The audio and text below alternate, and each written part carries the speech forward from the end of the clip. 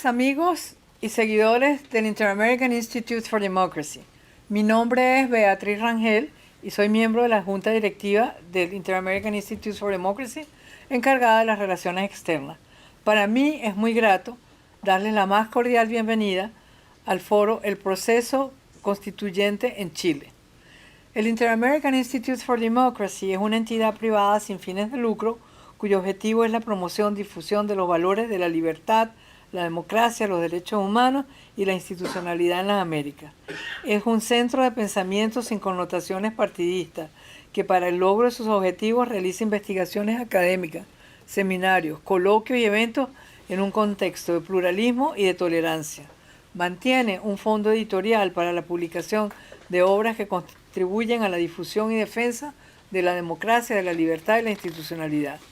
Los saludamos desde nuestra sede, nuestro presidente Tomás Regalado, Ricardo Israel, miembro de la Junta Directiva, Luis Bertrán Guerra, miembro también de la Junta Directiva, nuestro invitado especial Gustavo Kovacevic y nuestro director ejecutivo Carlos Sánchez Berzaín. Vamos a cubrir hoy el siguiente programa. Habrá unas palabras de bienvenida a cargo de nuestro presidente Tomás Regalado y tendremos exposiciones de Ricardo Israel, Isabel Pla, Nicolás Monkeberg, Luis Bertrán Guerra, Pedro Cateriano, Gustavo Kovacevic, Carlos Corax, Osvaldo Hurtado y las conclusiones estarán a cargo de nuestro director ejecutivo Carlos Sánchez Berzaín. Cada panelista tendrá 5 minutos para hacer su presentación. Al final del minuto número 4 les indicaré que resta un minuto para redondear. El tema que hoy nos reúne es de gran significación para América Latina, porque se trata de identificar el impacto que tendrá sobre el desarrollo de una de las democracias más estables de la región, el texto constitucional elaborado por la Asamblea Constituyente, elegida el año pasado con el mandato de elaborar un nuevo proyecto constitucional en Chile. A partir del fin de la década de los años 80, América Latina inició un periodo que ya dura 30 años de modificaciones a los textos constitucionales. En el proceso han cambiado los textos de Argentina, Brasil, Bolivia, Colombia, Costa Rica, Ecuador, Honduras, México, Paraguay, Perú y Venezuela. En cada ocasión, la fundamentación para los cambios era la necesidad de dar cabida a colectivos emergentes y despojar a la sociedad civil de la chaqueta de fuerza antidemocrática que impedía su desarrollo en la dimensión de las libertades y en la prosperidad económica. 30 años después, la región está llena de textos constitucionales que han aumentado el poder del Estado, restringido las libertades de la sociedad civil y ofrecido un conjunto de panaceas que los presupuestos públicos son incapaces de proveer. El texto que será sometido a la consideración del pueblo chileno el 4 de septiembre de este año llena el formato ancestral latinoamericano. No es un texto constitucional, sino un complejo reglamento en el que el ciudadano debe someterse a un control intrusivo y paralizante del Estado. Y al igual que en el pasado, crea un conjunto de figuras jurídicas institucionales y de personería que es muy difícil, por no decir imposible, sufragar con los impuestos que se pagan en Chile. Por último, al igual que todos los textos constitucionales de América Latina, este es un texto punitivo, olvidando que al ser humano que todos los seres humanos se mueven es por incentivos. En fin, el texto es más de lo mismo, un desastre que dura ya en la región 500 años.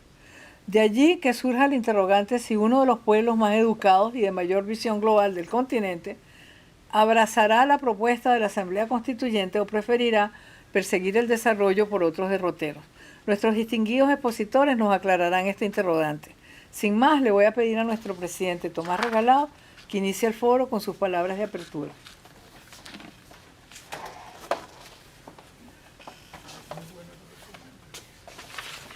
Muchísimas gracias a Beatrice. Muy buenas tardes desde Miami. Le damos la bienvenida a este foro.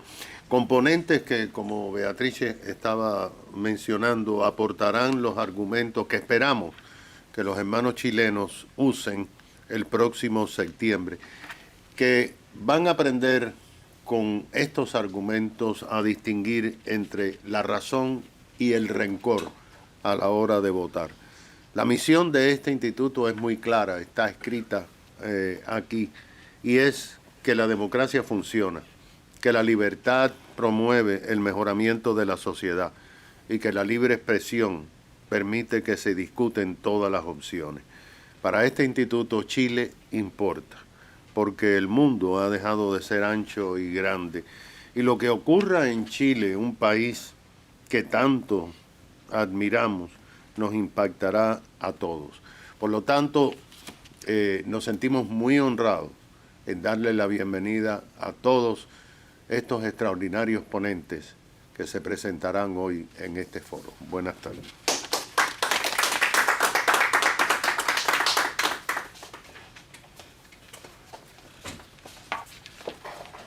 Muchas gracias, don Tomás.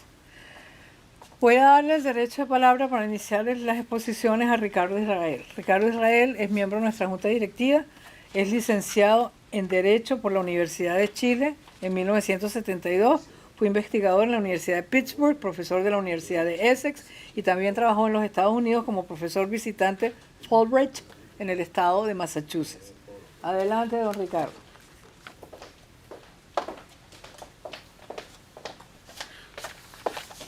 Muchas gracias. Rara vez he estado tan seguro en una decisión como el 4 de septiembre votar rechazo. Estoy tan convencido como el año 1988, cuando en otro plebiscito tan importante como este, los chilenos le dijeron que no al general Pinochet. Entonces, como ahora, había buscando imponer un modelo cultural, político y económico que tenía como programa no una constitución propiamente tal, sino la imposición de un modelo por un sector político al resto de la sociedad. Había el deseo de refundar el país y cambiar fundamentalmente esa construcción histórica de 2 siglos llamada Chile. Y la verdad es que todo es reformable y es parte del debate, menos lo que he descrito.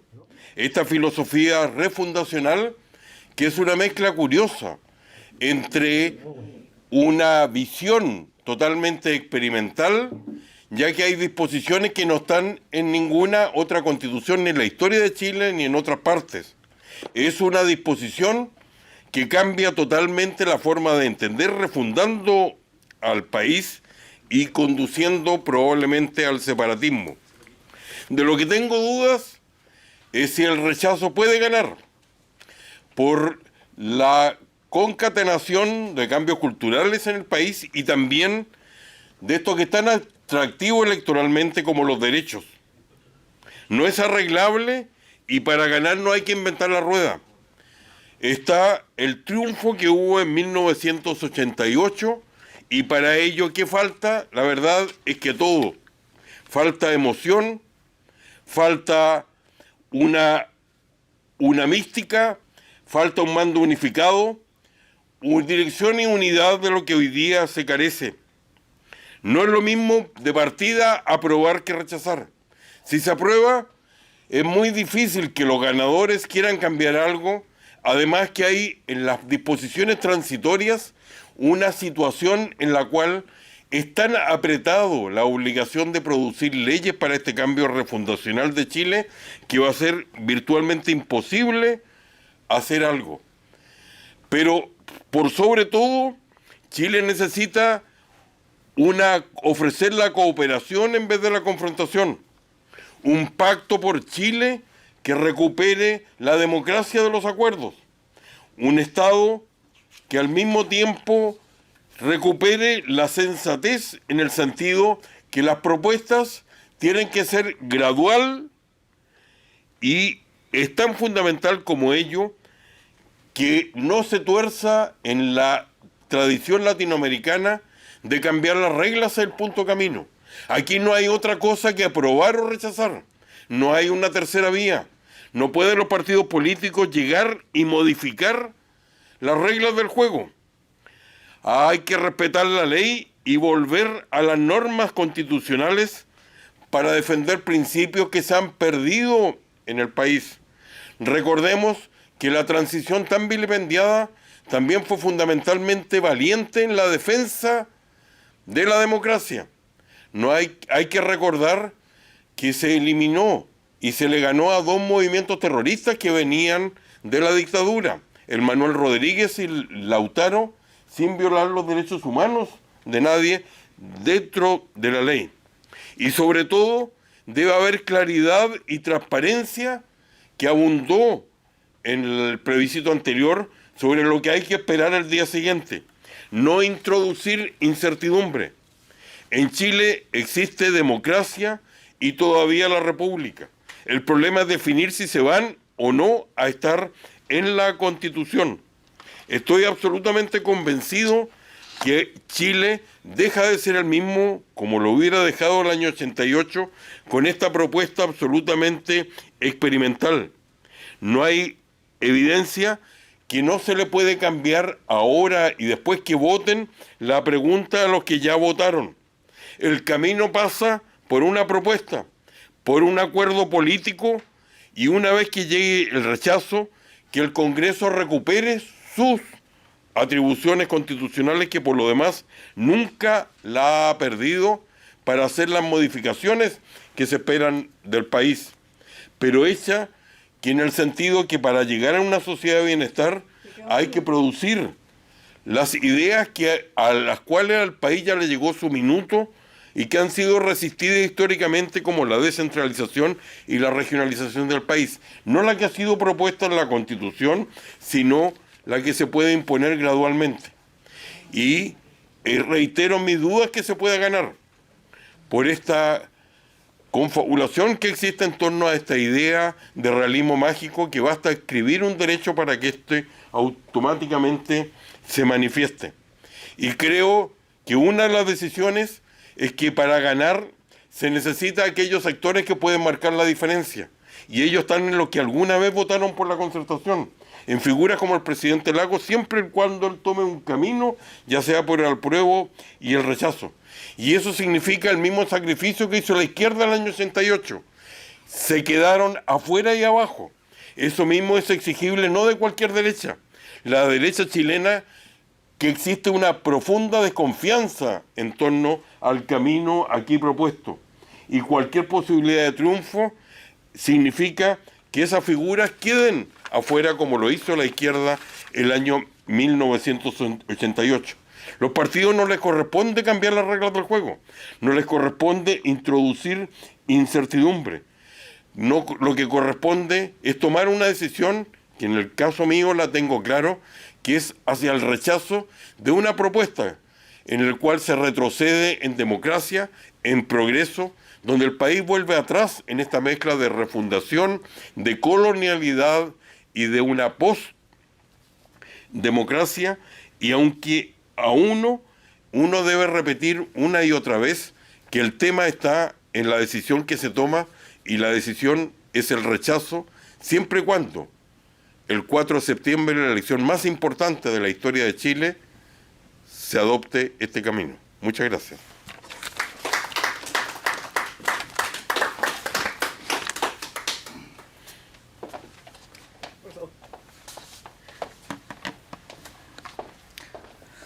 Bueno, y ahora vamos a darle la bienvenida a una mujer muy distinguida de Brasil, de Chile, doña Isabel Pla.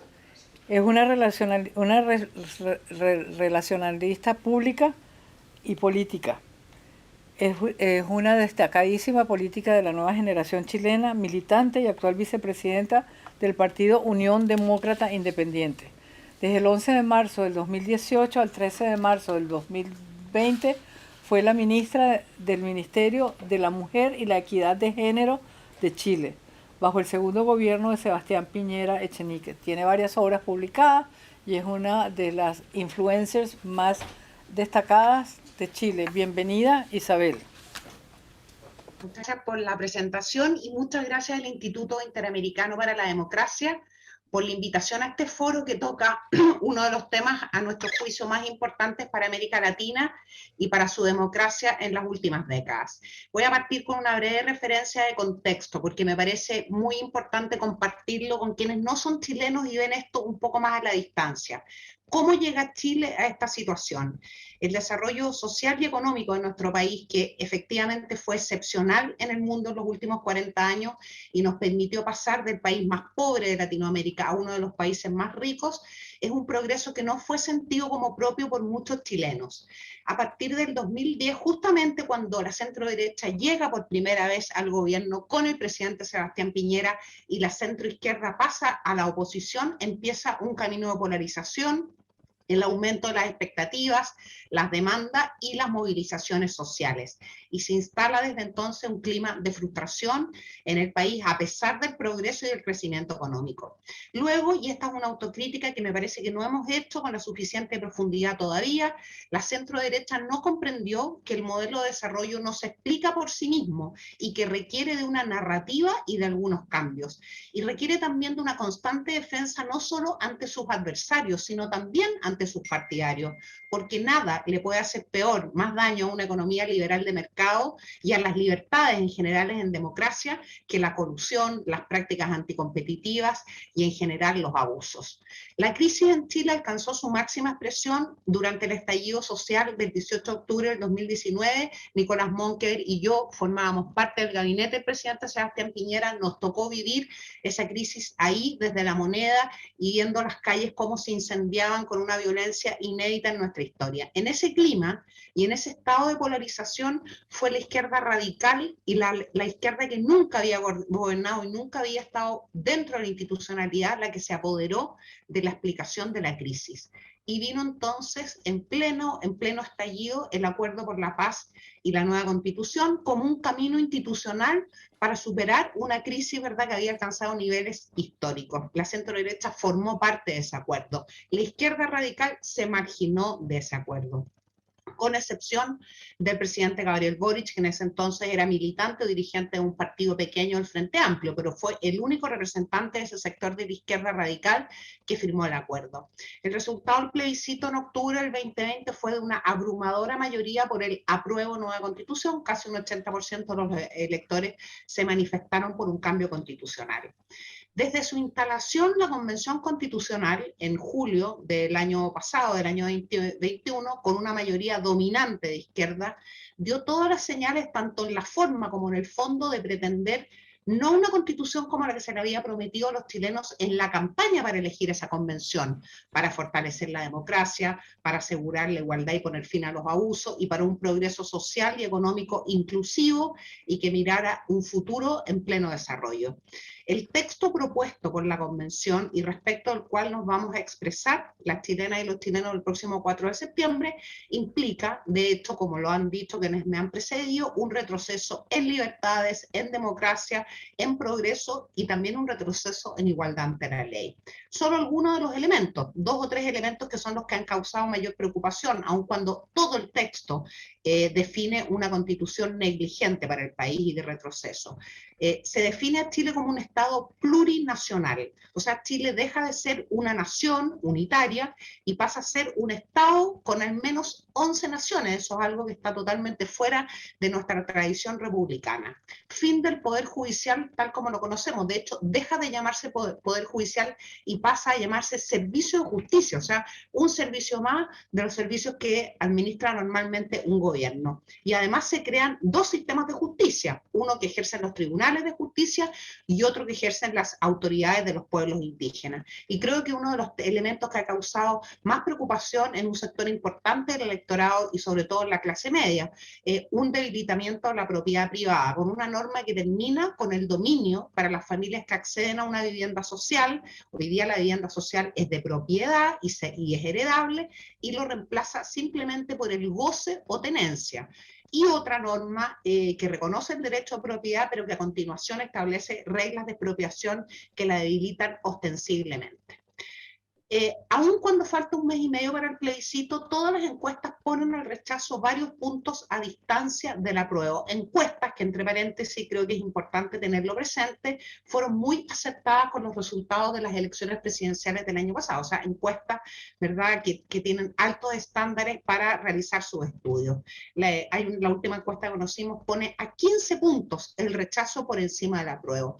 se ha formado una mayoría social muy por encima de los sectores políticos en contra de un texto que los chilenos reciben mal, que está redactado por una convención que además alcanzó altos niveles de desconfianza hasta su disolución el 4 de julio pasado, y contra todo lo imaginado hace un año. Un sector de la centroizquierda ha cruzado la frontera histórica en Chile que divide a la derecha y a la izquierda. Y varias de sus destacadas figuras recientemente se han expresado formalmente por el rechazo. E incluso el presidente Lagos, aun cuando no ha señalado cómo va a votar, hace 2 semanas planteó a través de una carta sus reparos de fondo y dio a entender que en cualquier caso lo que se propone sería una constitución deficiente para Chile. Creo que es muy importante como una experiencia para el resto de Latinoamérica. Ha surgido sobre todo una sociedad civil transversal en términos políticos que se ha tomado la campaña. Es cierto lo que dice Ricardo Israel, que pareciera la campaña del rechazo una campaña sin cabeza, pero al mismo tiempo puede ser una de sus mejores virtudes. Amarillos por Chile es la más representativa de esas organizaciones de la sociedad civil y reúne intelectuales, dirigentes sociales, académicos, políticos, muchos de ellos con tradición de izquierda, y a muchísimas organizaciones de base que están recorriendo el país y que le han enviado un mensaje muy potente a la ciudadanía. ¿Qué hemos planteado nosotros como centro derecha a través de Chile Vamos, que es la coalición, ¿verdad?, en la que estamos convocados los partidos políticos, la UDI, Renovación Nacional y Evópolis? Hemos planteado un rechazo para darnos como país una nueva oportunidad, entendiendo el mandato que nos dieron los chilenos en octubre del 2020 por un cambio constitucional, por una constitución nacida en democracia y que también simbolice un cambio, un paso de etapa, una etapa que ya terminó en el país, y plantearle cara a una etapa diferente, con otros estándares. Nos hemos comprometido también, hemos planteado también compromisos por una nueva constitución de acuerdo a los principios de una democracia moderna y para responder a las legítimas expectativas de los chilenos por mejores condiciones de vida e igualdad, porque esas expectativas y esa frustración es real, no es inventada. Existe efectivamente una frustración en un sector importante de la ciudadanía, especialmente de la clase media, que fue parte de una movilidad social interesante en los últimos 30, 40 años, pero que siente inseguridades cuando enfrenta momentos difíciles en su vida, y eso es también lo que ha alimentado este relato de una izquierda radical que se opone al capitalismo, que se opone a la democracia incluso representativa, ¿verdad? Y que ha alimentado esta frustración y la ha convertido en un vehículo para instalar un proyecto político que está nítidamente representado en el texto de la Constitución. El texto de la Convención no es para una constitución para un país en donde podamos convivir la izquierda, la derecha y la inmensa mayoría de los chilenos que no adscriben a ninguno de esos dos sectores políticos. Es una constitución para un Isabel, te queda proyecto un minuto. político de izquierda. Y finalmente, lo que hemos planteado como centro de derecha y como desde Chile Vamos, un camino post-plebiscito que surja del diálogo, sin exclusión y con apego a la democracia y a nuestras instituciones. Muchas gracias.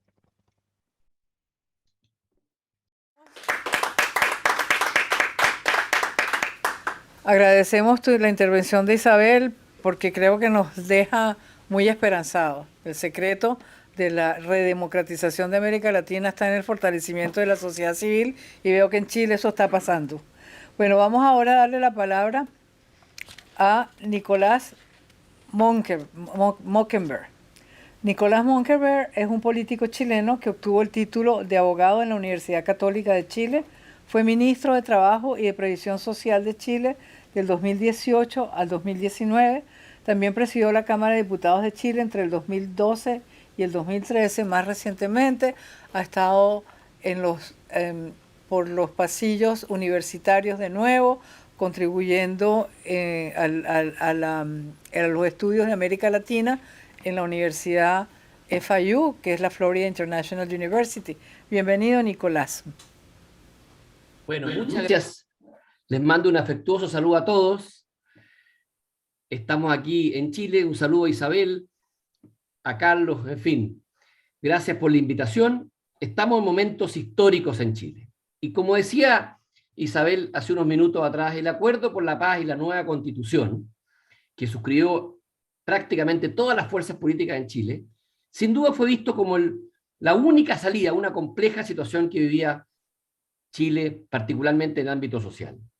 Meses después se produce la elección del proceso constituyente, el 4 de julio reciente se entrega el texto al borrador, y en el intertanto se había renovado la Cámara de Diputados, el Senado, donde la centroderecha crece abrumadoramente su proporcionalidad, llegando a prácticamente la mitad del Congreso, particularmente en el Senado.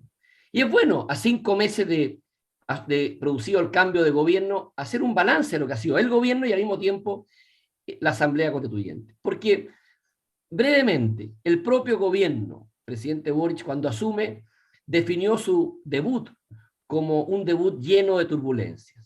¿Y qué hemos visto estos meses?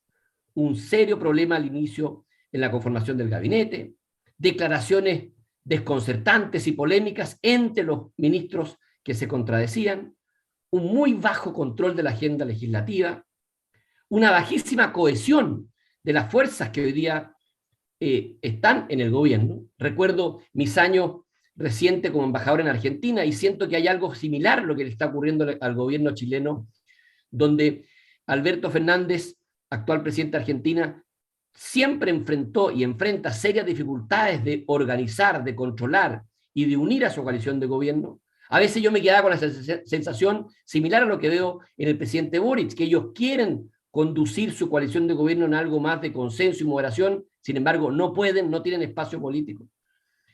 Y así debutó el gobierno del presidente Boric, con críticas muy fuertes del Partido Comunista, miembro de la coalición de gobierno, al propio gobierno del presidente Boric. Recuerdo las críticas del ex candidato presidencial Jadwe del Partido Comunista a Boric por el nombramiento del ministro de Finanzas Públicas, o las intervenciones de esta misma persona en la Cumbre Internacional contra el Fascismo, en cual respaldó a Maduro, y para qué decir entonces la intervención que tuvo Chile en la Cumbre de las Américas, en la cual reclamó, sin respaldo ciudadano, por la participación de Nicaragua, Cuba, en esta cumbre. Y con la Convención Constitucional, para que se entienda, ocurrió un tanto parecido. Las expectativas que se tenían tanto del gobierno como de la Convención han caído bruscamente. Si el gobierno partió con un 50% de apoyo, a la quinta semana tenía más desaprobación que apoyo, y hoy día su desaprobación llega al 60%. El plebiscito histórico que dio paso a la Convención Constitucional lo ganó la apruebo con 80%. Hoy, como decía Isabel, todas las encuestas, unas más, otras menos, más bien rechazan el trabajo que ha hecho esta convención. ¿Y por qué pasa esto? El gran, a mi juicio, punto de inflexión ha sido lo que han sido las contradicciones, la indefinición, tanto del gobierno como la convención, respecto del norte que le quieren entregar al país. Contradicciones permanentes. Si bien se ganó la elección con un gran eslogan que es una nueva forma de hacer política en los hechos, han habido una serie de errores que han demostrado que en la realidad aquello no se cumple, por ejemplo, el tratamiento de la violencia en el sur de Chile, por el conflicto de la Araucanía y otros temas más que pudiésemos profundizar más adelante.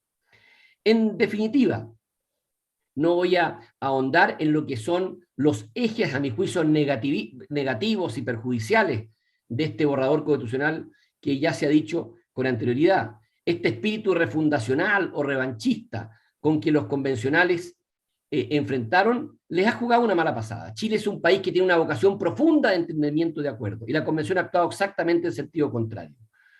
Se puede perfectamente hacer cambio, como se han hecho muchos en Chile, pero aquí no hubo ni una instancia real de acuerdo dentro de la convención. Se impuso una visión, y de esa visión los convencionales no han querido moverse. Fíjese usted que el debate hoy día, quienes lo han podido seguir desde Estados Unidos, ¿cuál es el debate? Ya nadie defiende el texto del borrador, o muy pocos más bien los que defienden.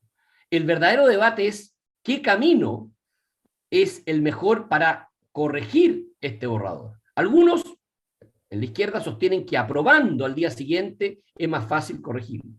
Es evidente desde mi punto de vista que el rechazo, que hoy día concita mayoría, es el camino sin duda más expedito para lograr una nueva constitución para Chile. Pero como ven, el debate es qué camino se utiliza para corregir el borrador y no la defensa de lo que el borrador propone. Yo termino sacando ciertas lecciones que siempre es útil en este camino y que yo creo que el pueblo chileno ya las está sacando. Sé que las elecciones se ganan hasta el último minuto, pero también desde luego, no obstante lo importante que es que gane la opción de rechazo por las razones que aquí se han dicho y otras más que van a surgir en este encuentro, ya se pueden obtener ciertas lecciones fundamentales. Chile es un país, el mundo está siendo polarizado políticamente. Y hay un fenómeno importante que ha surgido en Chile que rompe esta polarización. Aquí se hablaba del grupo Los Amarillos por Chile, o la intervención de Ricardo Lagos, expresidente Eduardo Frei, la mitad de los ministros de la ex Concertación. Lo que acaba de decir Ricardo Israel son una demostración de que la vocación de moderación, de acuerdo de la centroizquierda no se ha perdido y tiene todavía respaldo ciudadano. A veces la polarización de las fuerzas políticas es como el canto de sirenas que en la obra La Odisea parece convencer y engañar a todo un pueblo, pero profundamente termino, la vocación de entendimiento está más vigente que nunca. Y la polarización, si bien es cierto, surge como una tentación a veces para recuperar el gobierno rápidamente, y uno dice, bueno, si polarizo el debate político, vamos a recuperar el gobierno. Así conversaba con algunos amigos argentinos o en Colombia.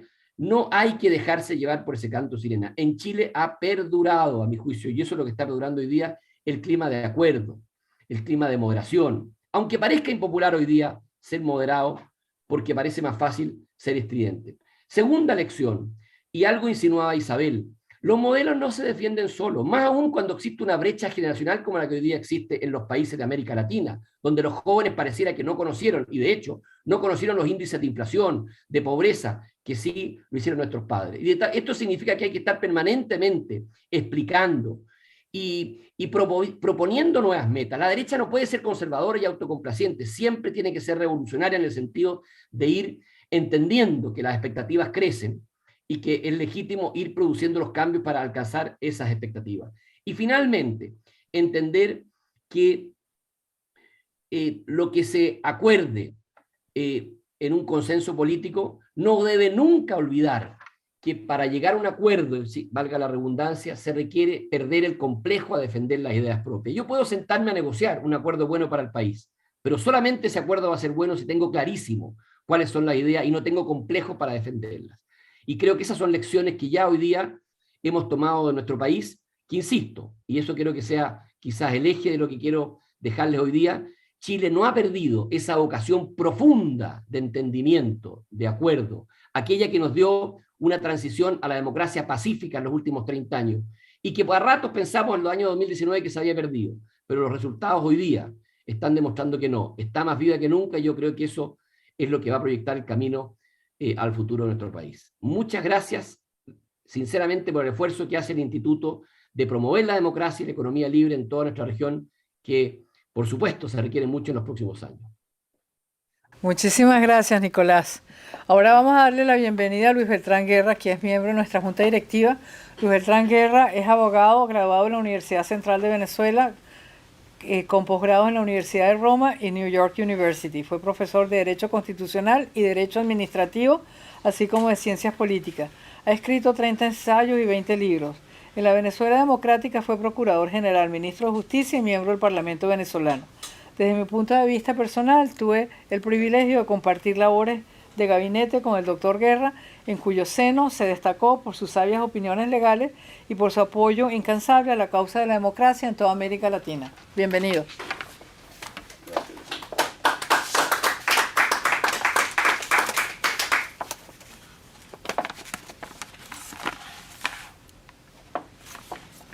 Bueno, saludo a los presentes en la tribuna de oradores, vamos a decir, y al resto de los asistentes. Y elogio la iniciativa por este interesante foro. La democracia no es la misma desde ya hace algunas décadas, y así ha de entenderse. No sabemos si pueden actualizarse y cuál sistema será el sustituto. Ese es el escenario para el proceso constituyente de Chile. Las constituciones en sentido formal tienen como propósito la creación de un orden social democrático, lo cual han alcanzado algunos países, los prósperos, lamentablemente muy pocos. Se sabe que la Constitución es la ley fundamental del ordenamiento jurídico de un Estado, encargada de regular el ejercicio del poder público y los derechos y deberes de sus ciudadanos. Ambos anhelos lamentablemente prosiguen como tales, pudiéndose afirmar que la democracia, las constituyentes y las cartas magnas están seriamente endeudadas con respecto a sus promesas, específicamente en el ejercicio del poder público y la generación de bienestar social. Elaborar una constitución es una ardua labor, pero mucho mayor es ponerla en práctica. En el siglo XX el proceso constitucional se ha desmoralizado, pues a él han acudido quienes se enteraron en un día que existía y convenía aprovechársele para, como en el caso de Chávez en Venezuela, la propuesta constituyente la colectan académicos en bandejas de plata y que Chávez aprovecha para estatuir el camino más eficiente al desastre de las últimas décadas en el mundo. No nace en el gobierno, más bien fuera de él. Una constitución pomposa y embustera fue el resultado, y bastante alejada del nivel de ciudadanía de sus destinatarios. En Chile, una presunta desigualdad social y la sucesión de la jefatura del Estado entre el propio Augusto Pinochet, Patricio Aylwin, Eduardo Frei, Ricardo Lagos, Michelle Bachelet y Sebastián Piñera, algunos por 2 veces en forma consecutiva, fueron causas para la erosión de las bases democráticas que trataron de rescatarse después del gobierno de apariencia comunista de Salvador Allende. El acuerdo de una convención constituyente no es de plantear el por qué y el para qué, pues ello depende exclusivamente de quienes mandan y en el caso chileno del gobierno de Gabriel Boric y de su Congreso. Será óptimo si dinamiza la igualdad social que las democracias postulan y malo en caso contrario. Una lista exponencial de derechos humanos es lo más probable que llene las páginas de la nueva Carta Magna en el país sureño. Y Dios quiera que no, pues la metodología de los textos fundamentales en las Américas es apaciguar con un listado de expectativas populares para estimular el sufragio. Es actualmente la oferta escrita a favor de los excluidos, tanto en la política como en el acceso a la participación política. Esto último en caso de que partidos practiquen una verdadera democracia interna y el no detestable caciquismo.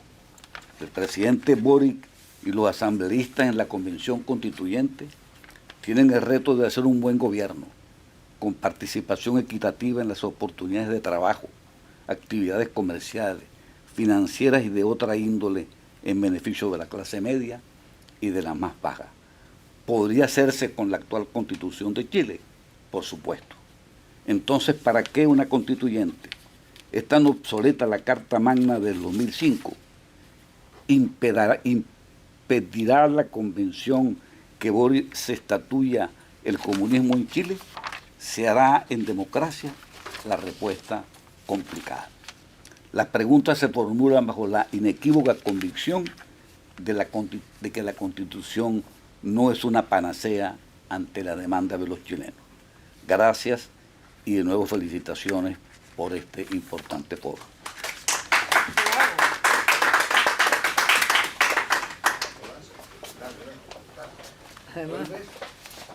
Muchas gracias. Vamos a darle ahora el derecho de palabra a don Pedro Cateriano. Es un abogado político peruano que se desempeñó como primer ministro del Perú de julio a agosto del 2020, bajo la administración de Martín Vizcarra. Anteriormente se desempeñó como ministro de la Defensa de Ollanta Humala de junio del 2012 a abril del 2015 y primer ministro de abril del 2015 a julio del 2016. Bienvenido a nuestro foro. Les decía que por múltiples razones he seguido de cerca este debate constituyente en Chile.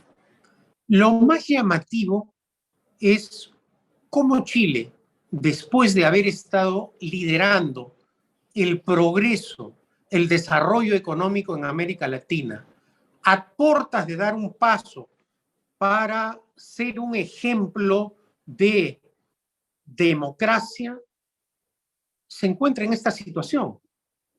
¿Acaso porque las ideas a veces cuando no se combaten pueden hacer cambiar a todo un pueblo? No lo sé. Pero aquellos que hemos apreciado el cambio en Chile desde lejos, que periódica y espaciadamente hemos tenido la oportunidad en Chile, objetivamente, no por las cifras, que parece que es algo que en el mundo de hoy no vale cuando se trata de atacar políticamente. No, constatando el progreso de Chile, nos preguntamos por qué esta situación. ¿Acaso porque, como ocurre en mi país, en el Perú, creemos que los problemas en América Latina, como muchos países, se solucionan cambiando constituciones y aprobando leyes? Por lo menos en mi país, eso no funciona.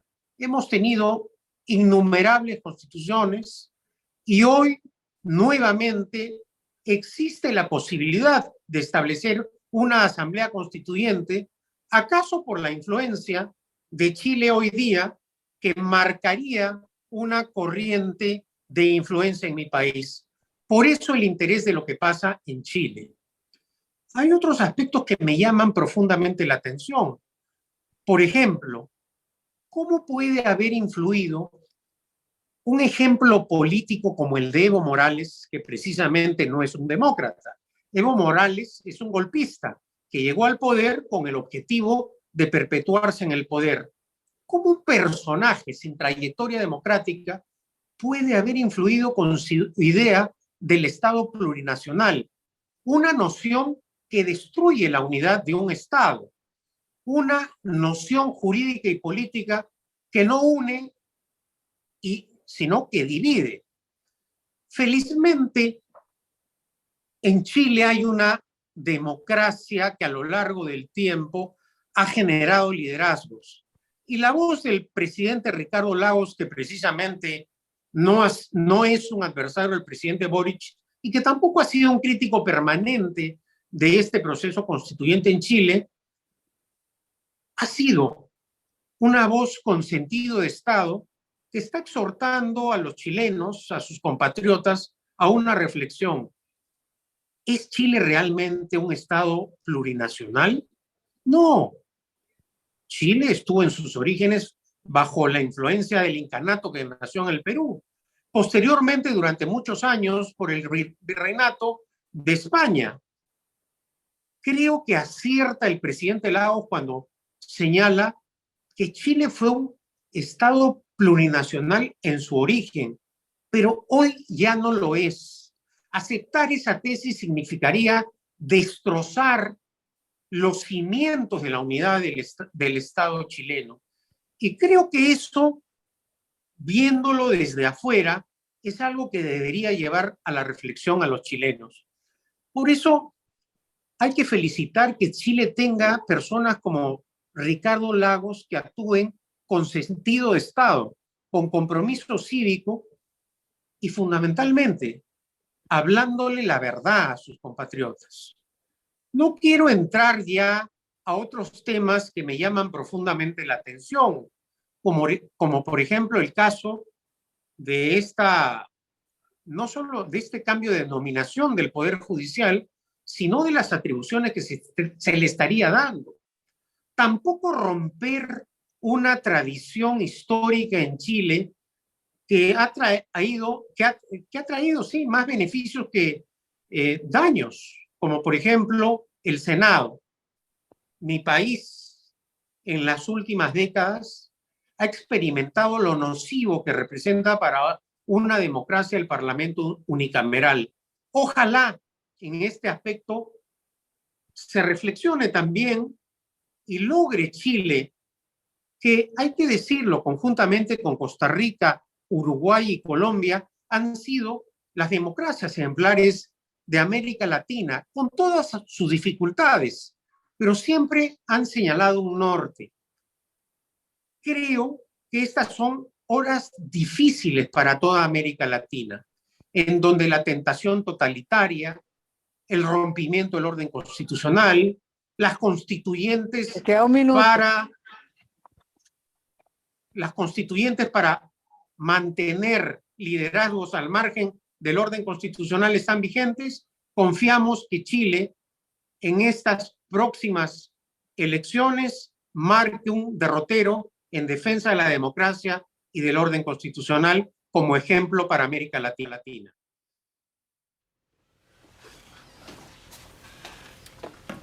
Muchísimas gracias. Muchísimas gracias por sus reflexiones, don Pedro Catarino. Se los agradecemos, Cateriano, y le agradecemos sus reflexiones y acompañamos mucho de su visión sobre Chile. Vamos a darle ahora el derecho de palabra a Gustavo Kovacevic. Durante los últimos 25 años, Gustavo ha descollado como líder de la industria en servicios financieros internacionales, trabajando para las grandes empresas internacionales como el Banco de Chile, Aetna, AEG, Alico y MetLife. Bienvenido y bienvenido, don Gustavo.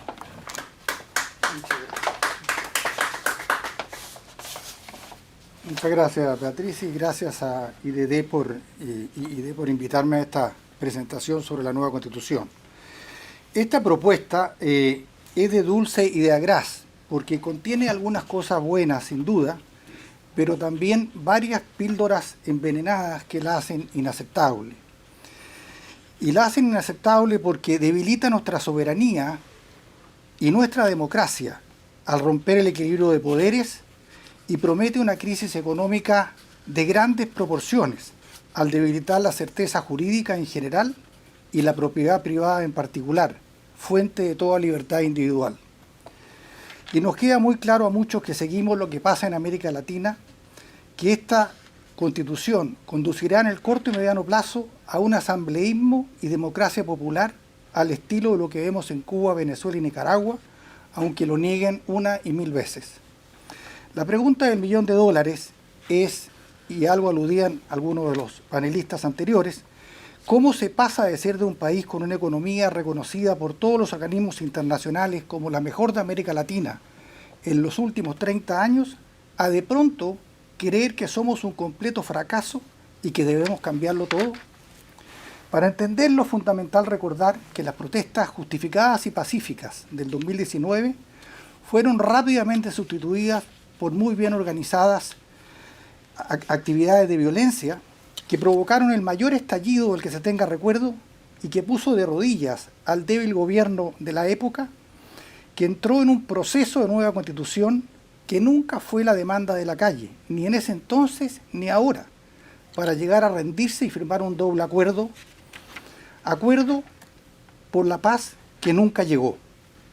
Esa mayoría circunstancial, abrumadora, hay que decirlo, en la Convención Constituyente fue potenciada por una ilegal inclusión post-plebiscito de escaños reservados para los pueblos originarios de dudosa legalidad, lo que hizo que el proceso deliberativo y democrático fuera un proceso fallido al anular completamente la opinión y propuesta de las minorías, y explica por qué entonces terminó no siendo un programa para todos, sino que un programa de extrema izquierda. Las principales amenazas políticas y económicas se pueden resumir brevemente mencionando a una democracia debilitada, a una desigualdad ante la ley, a una alta conflictividad social y a una falta de certeza jurídica, entre otras. En primer término, propone un régimen presidencial debilitado, y algo especialmente grave que nos ha sido señalado es que pierde su exclusividad en el gasto público, con las consecuencias de imaginar. Hasta el año 70, y antes, nosotros fuimos líderes en América Latina teniendo la mayor inflación de la región. Elimina el Senado, proponiendo un Congreso unicameral que rompe el equilibrio parlamentario y cuya Cámara de Diputados, con acuerdos por simple mayoría, será en la práctica la Asamblea Popular con la que sueñan los populistas y neomarxistas. Somete al Poder Judicial al poder político de turno, supervisado por un Consejo de la Justicia, sistema puesto en práctica en forma más o menos parecida por las dictaduras populistas que se extienden por América Latina. Pero lo más grave de todo es quizás la creación de un Estado plurinacional indígena ya mencionado, otorgándole a los pueblos originales, que en Chile no representan más allá del 10% de la población, a diferencia de Bolivia, Ecuador y Perú, autonomía, escúchese bien, territorial, judicial, administrativa y económica, augurando un caos total para su implementación. Entre los aspectos económicos ya más específicos, se instala un clima en general de gran incertidumbre económica, porque esta nueva Constitución, en sus 11 capítulos y 388 artículos, no incluye ninguno sobre la economía, y no incluye reglas ni incentivos al ahorro, a la inversión y al crecimiento, que es el requisito previo y fundamental para lograr el progreso, bienestar y el otorgamiento de derechos sociales. En el caso del Banco Central, se avanza sobre él y se pretende intervenir su autonomía y carácter técnico y apolítico, debilitando una institución que ha sido un bastión en el éxito económico de Chile. En forma también más específica, se afecta el tema de pensiones para hacerse del manejo de los fondos de ahorro futuro e instalar un sistema de reparto mixto no financiable y quebrado en todas partes del mundo, abandonando un modelo que fue la columna vertebral del boom chileno, llegando a acumular más de 200 billones de dólares y que multiplicó por 3 los ahorros individuales. En la salud, minimizando la importancia y el excelente servicio del sistema privado de salud, ahora en interdicción y cuyos afiliados, más de 3.300.000, deberán ahora sumarse a las colas de espera del sistema nacional semi-colapsado, destinando obligatoriamente el 7% que hoy día pagan, lo que lo convierte en un tributo más. Ahora, mucho más grave quizás, los derechos de agua. Se está decretando la caducidad de los derechos vigentes del agua y usos futuros, sujetos ahora a autorizaciones por los burócratas de turno, afectando gravemente el valor de la propiedad agrícola, minera e industrial. En los derechos mineros ocurre igual cosa con los derechos legales y la propiedad jurídica del sector minero, creando gravosos flancos jurídicos y afectando el desarrollo del principal sector de nuestra economía, el sueldo de Chile en el caso del cobre, con consecuencias gravísimas para nuestro futuro económico. Y en vivienda, como ya lo mencionaba Isabel, se habla ahora de acceso y derecho a una vivienda digna, abandonando el sueño de la casa propia. Bueno, de las dos opciones, como varios que me antecedieron lo indicaron muy bien, la vía del rechazo es la que ofrece mayores posibilidades de mejoramiento de la Constitución. Las encuestas muestran entre 10 y 26 puntos porcentuales en la última de ayer a favor del rechazo, a tal punto que el gobierno hoy día está más preocupado de inventar un plan B que de defender el apruebo. Las opiniones a nivel internacional, The Economist, New York Times, clasificadoras de riesgo, bancos internacionales y Fondo Monetario alertan sobre el riesgo del país. ¿La campaña del terror o realidad? ¿De qué estamos hablando? Para los que gustan de repetir que esto es una campaña del terror, o de los que nos oponemos por ser ultraconservadores, basta con preguntarle a dónde conduce una constitución indigenista como esta, a cualquiera de los cientos de miles de exiliados, muchos de los cuales llegaron a Chile caminando varios miles de kilómetros, y que hoy prefieren vivir hacinados y hasta en carpas en la vía pública, con tal de huir de un país que les prometió más derechos sociales, más dignidad y beneficios ilimitados. Muchas gracias.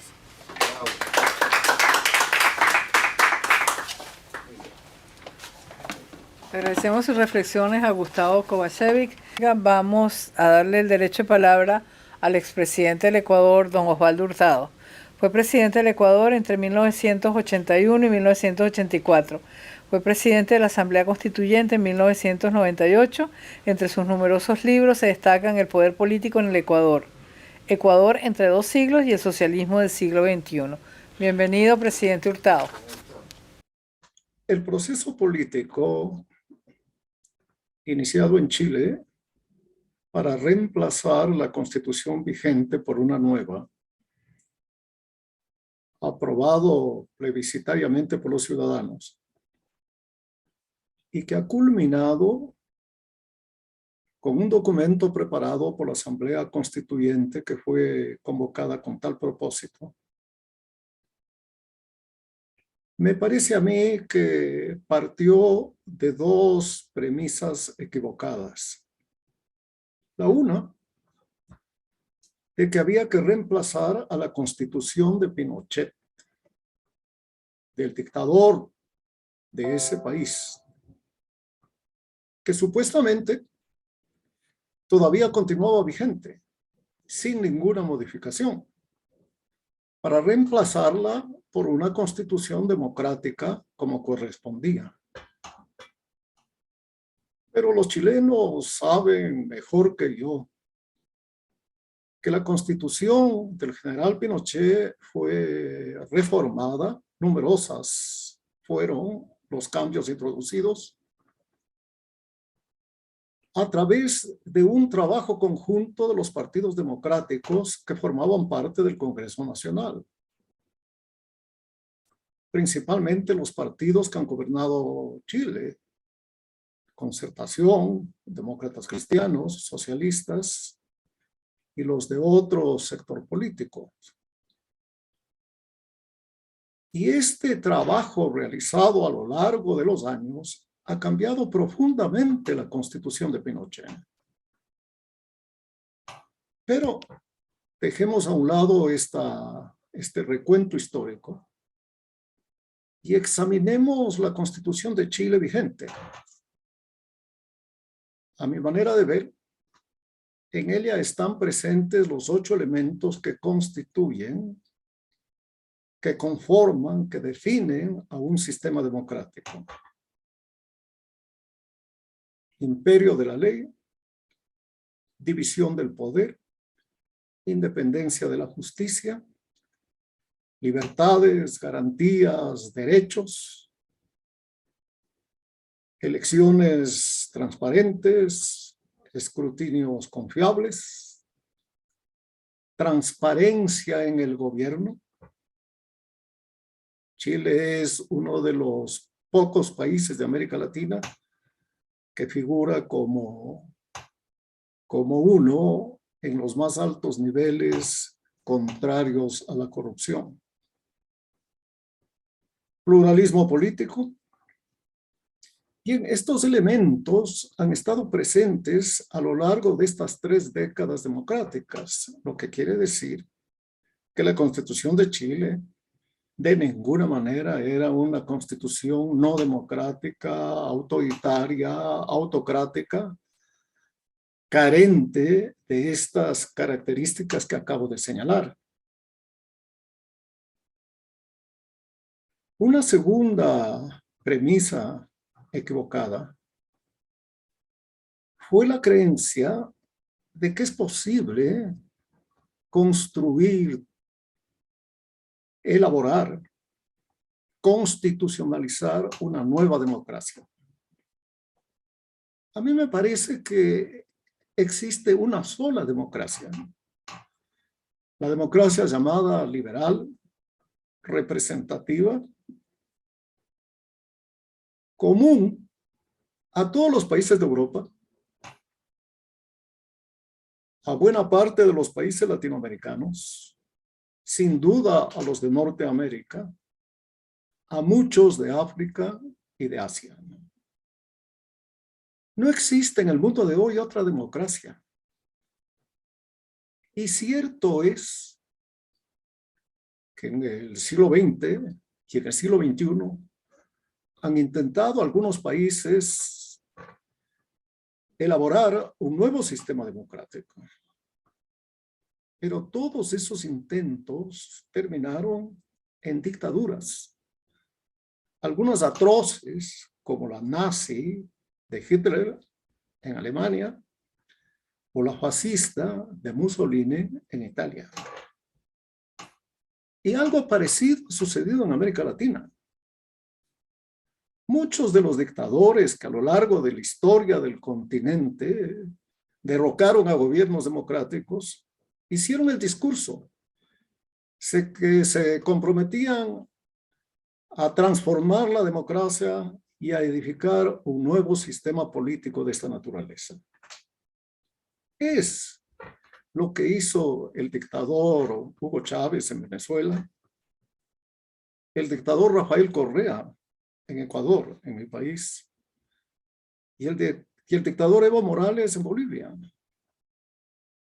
Asumieron el control de todos los poderes del Estado. Desaparecieron las elecciones libres, la independencia de la justicia.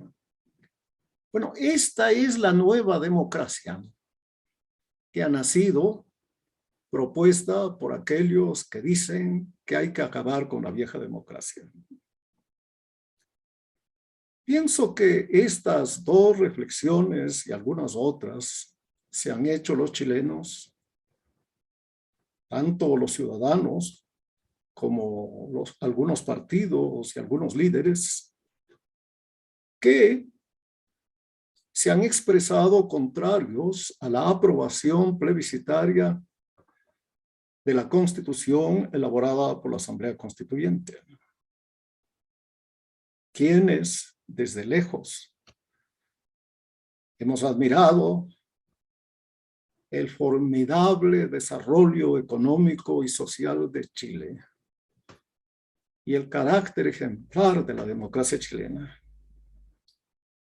Compartimos el punto de vista de aquellos ciudadanos y líderes políticos que quieren para el país una democracia igual a la vieja, a la antigua, a la señera democracia occidental, liberal y representativa. Vamos entonces ahora a pedirle a nuestro director ejecutivo que haga las reflexiones de conclusión de este foro. Don Carlos Sánchez Berzaín fue fundador del Ateneo Jurídico Boliviano, ministro de la Secretaría de Defensa e Interior en Bolivia, tiene un doctorado en Ciencias Jurídicas y una maestría en Ciencias Sociales. Bueno, bienvenido. Gracias. Agradecer a todos los panelistas sobre este importante tema en el foro titulado El proceso constituyente en Chile.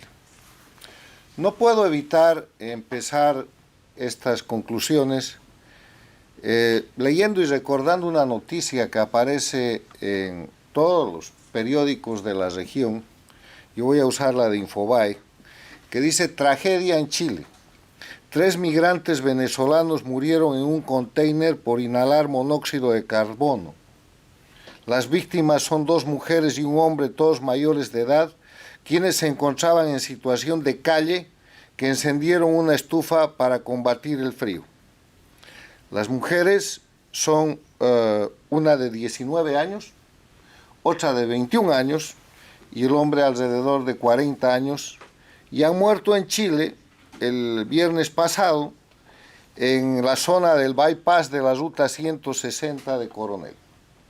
O sea, esta es la gente a la que ha expulsado el resultado del proceso que inicia Hugo Chávez cuando el año 1999 jura sobre lo que llama la moribunda Constitución de la República de Venezuela y de inmediato pone en marcha una asamblea constituyente. Asamblea constituyente que es el modelo de otras asambleas constituyentes que se llevan adelante en toda América Latina a partir de un proyecto que se torna en un proyecto transnacional. Empezó en Venezuela, pero quiero que hagamos un poco de historia y veamos que después de Venezuela vino Bolivia, Ecuador con Correa y ahora Chile. Y que todas estas asambleas constituyentes tienen la característica de empezar con un proceso de desprestigio, de crisis y de conflicto, donde se atacan a líderes, partidos y al sistema político, y a partir de procesos de conflicto nacional se convierte el conflicto en un problema de Estado, y el problema de Estado se convierte en un problema de sistema y se termina proponiendo la constituyente, no la reforma constitucional, que es otra cosa. Porque la reforma constitucional es un proceso que sistemáticamente, de acuerdo a las normas de la Constitución, hacen reformas parciales, como lo establece la Constitución de la República de Bolivia de 1967, que ha sido suplantada para imponer fraudulentamente la constituyente que ha dado lugar al Estado plurinacional. O como hizo Chávez en su momento, porque la constituyente quiere decir reforma total, a partir de un macropoder que se da a una asamblea constituyente que técnicamente refunda el Estado.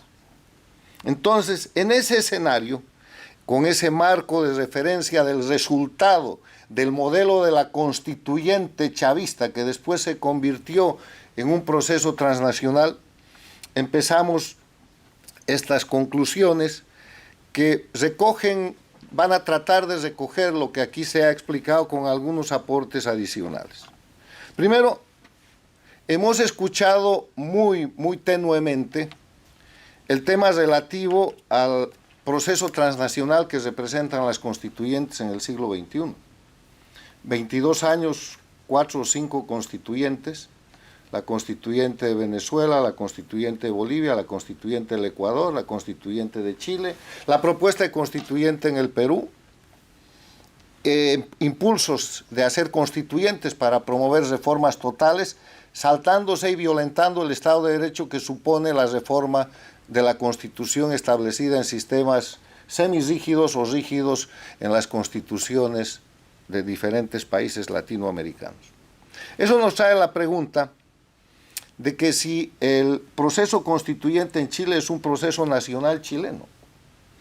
¿Es un proceso chileno o es el resultado de la influencia de esta transnacionalización de las constituyentes para quebrar los estados nacionales, para romper la democracia y para reemplazarlos por procesos, entre comillas, revolucionarios que han resultado ser procesos de crisis humanitarias como los de Venezuela o de constitución de narcoestados como el Estado plurinacional de Bolivia y de crisis económicas generalizadas como son esos países y como resultó en su momento el Ecuador de Correa?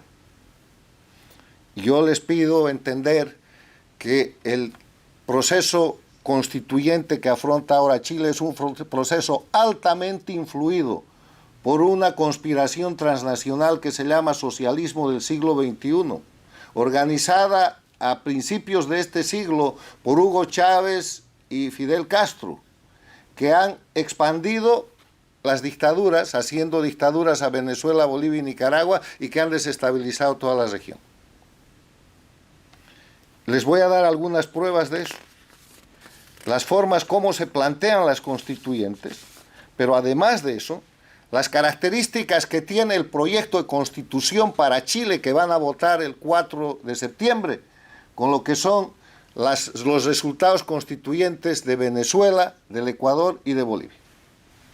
No es cierto que Bolivia sea el único Estado plurinacional. Ecuador es Estado plurinacional y así está proclamado en su constitución, aprobada por el castrochavismo, por el régimen de Rafael Correa. El otro elemento es que lo que buscan básicamente es dividir la nación. Naciones que tienen un proceso de formación y de consolidación de más de 200 años.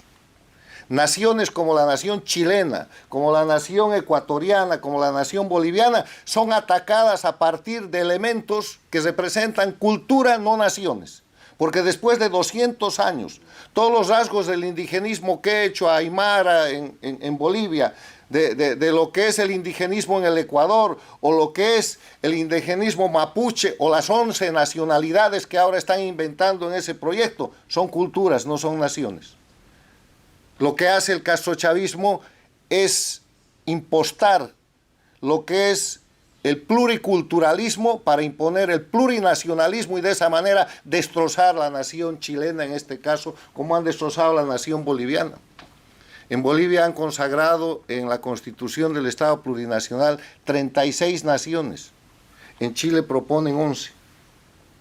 Otro elemento, la desaparición del sistema de justicia es una copia de la Constitución de Hugo Chávez, copiada, aumentada y corregida en las constituciones del Estado Plurinacional de Bolivia y en la Constitución de Carondelet de Correa en el Ecuador.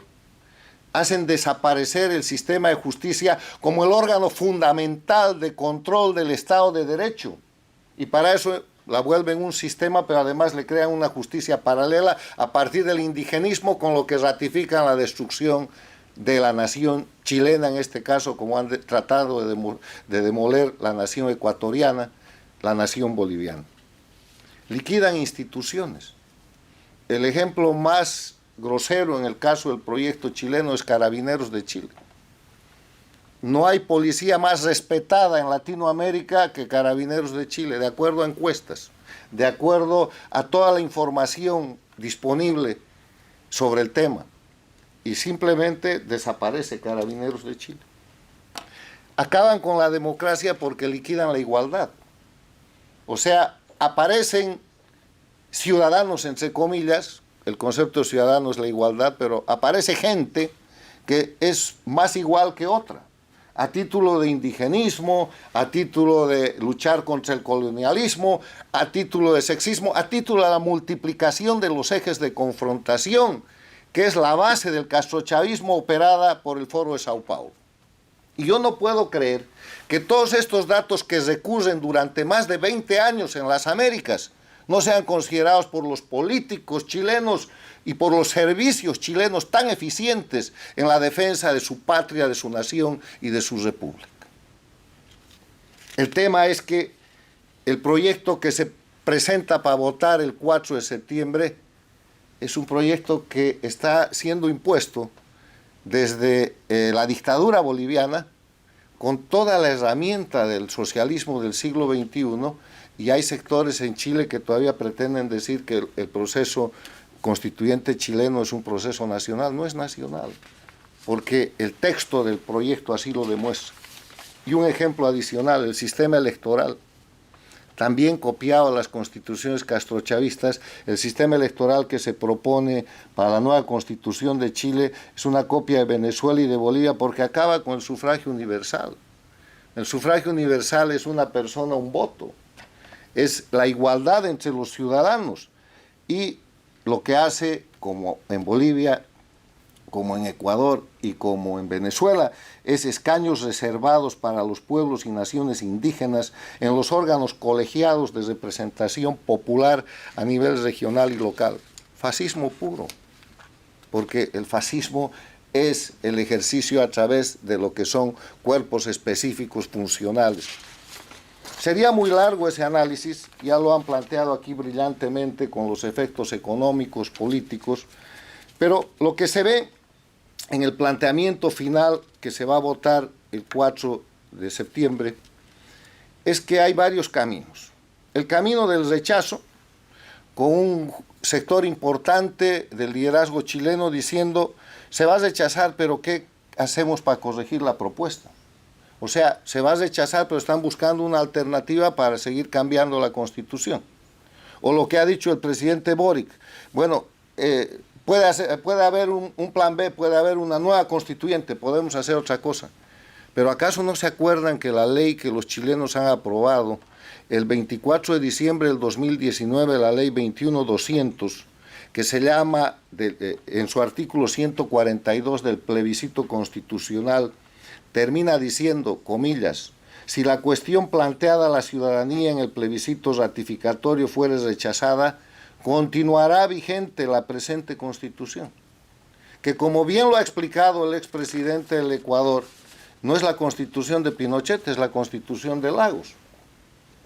Termino estas reflexiones con una cuestión adicional sobre lo que es el tema relativo a las votaciones. Mucho se dice que la convocatoria a la constituyente tuvo un respaldo del 80%. Sí, pero del 80% con una presencia de votantes de cerca del 50%, lo que representa un voto efectivo de los inscritos en Chile para votar del 39,8%, que es una característica que se ha repetido en Ecuador, que se ha repetido en Bolivia, porque una de las experticias del socialismo del siglo XXI es convertir minorías relativas en mayorías absolutas. Revisen ustedes el voto efectivo de lo que supone la convocatoria a la constituyente y no tengan miedo de que el pueblo chileno rechace el proyecto de Estado plurinacional castrochavista del socialismo del siglo XXI, copia de las constituciones de Venezuela, Ecuador y Bolivia, y que siga vigente la Constitución de la República de Chile reformada por el presidente Lagos. Muchas gracias.